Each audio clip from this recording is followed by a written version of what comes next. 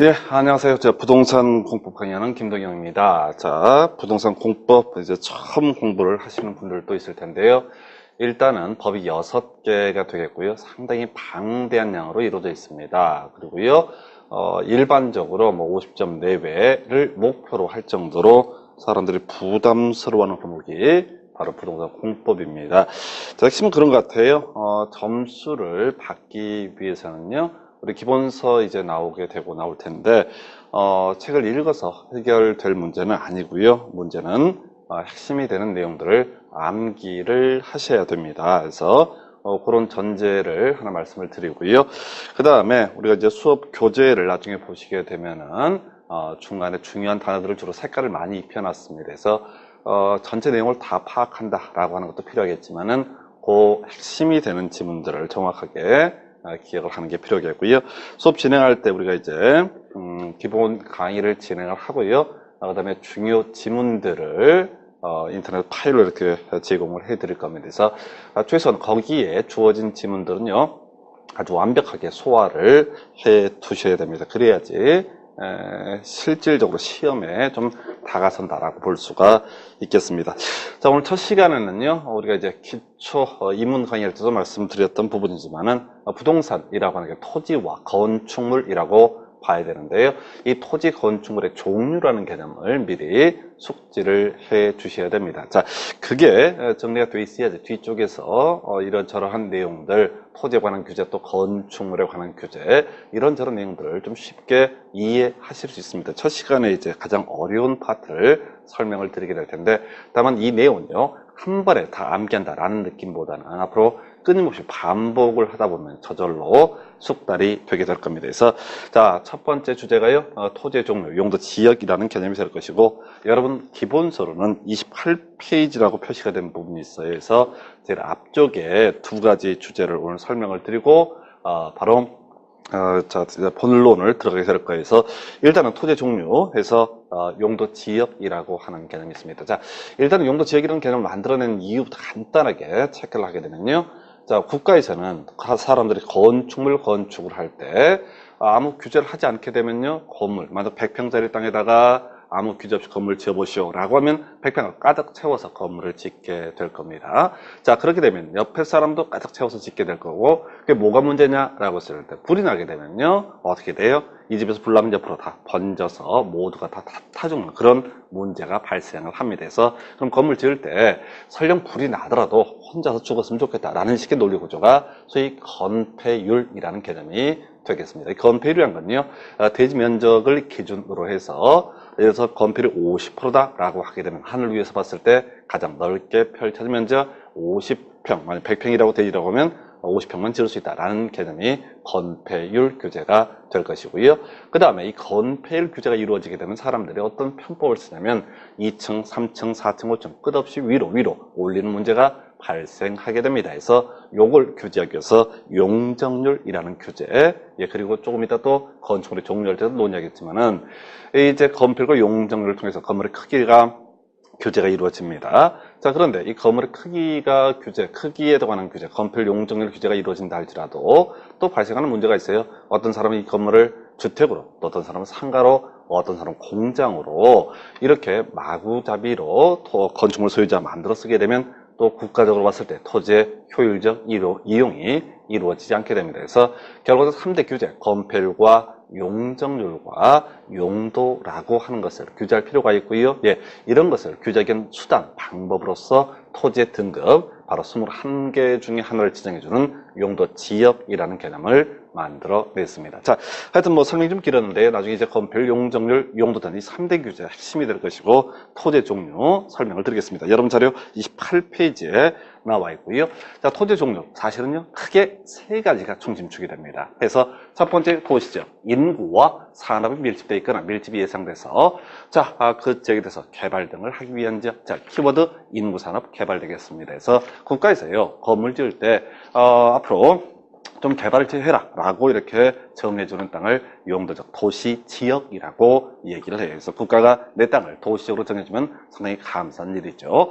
자, 한편 나중에는 16개로 구분되는데 그 다음 얘기고, 농림지역이라고 해서 밑에서 두 번째 칸이죠. 농림업의 진흥과 산림 보전을 위해서 필요한 적 이렇게 정의를 합니다. 상대적으로 건물보다는 조금 개발보다는 보전 쪽에 포인트를 둔 것이고요.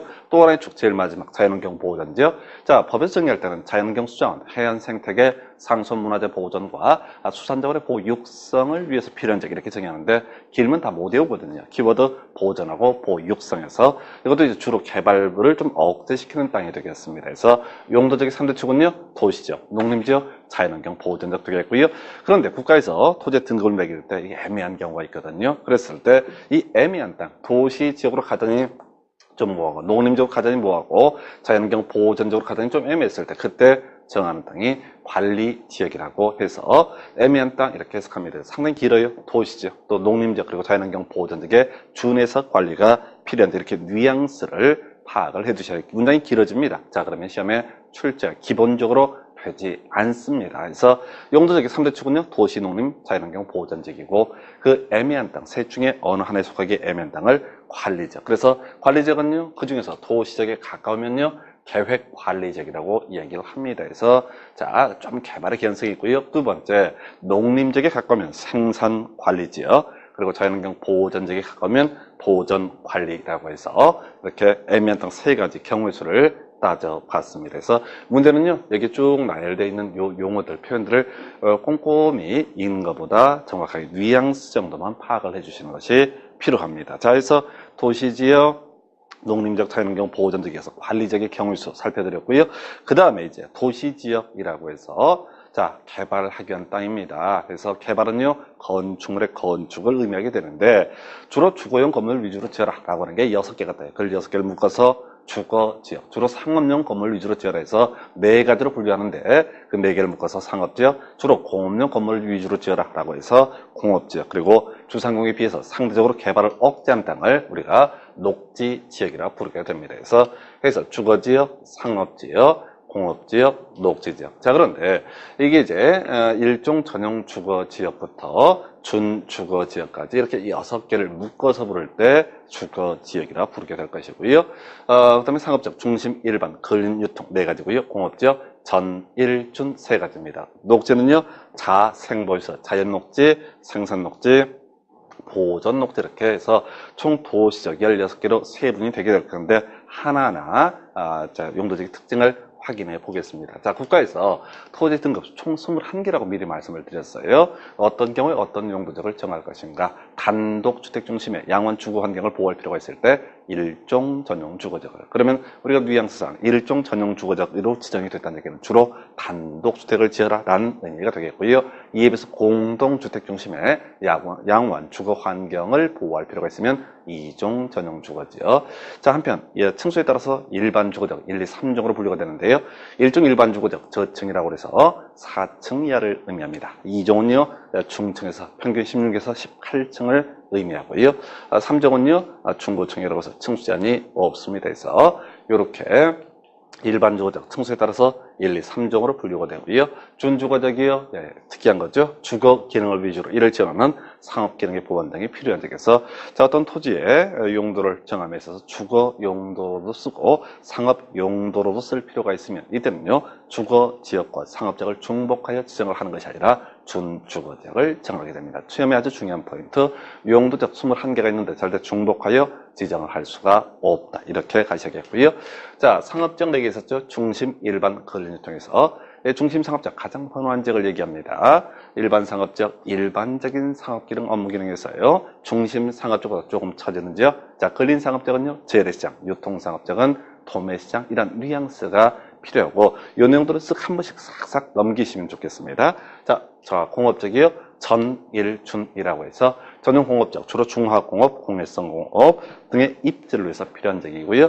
일반 공업적, 환경을 저해하지 않는 공업의 배치, 준공업적은요, 경공업 뒤에다가 추가적으로 주거나 일부 상업 업무 기능의 보완이 필요한 적에서 우리 준주거할 때도 논의했지만은 자, 공업도 하고 주거도 공업도 하고 상업도 할 필요가 있으면 이때는요 바로 준 공업지역을 지정을 하게 됩니다. 소유 용도지역은요, 중복하여 지정을 할 수가 없습니다. 그래서 우리 도시지역이요, 자, 크게 주상공록으로 분류가 된다고 그랬었는데, 자, 녹지요, 상대적으로 개발을 억제하는 토지가 되겠습니다. 자연 녹지요, 상당히 길죠? 키워드는 잡습니다. 제한적 개발. 녹지 중에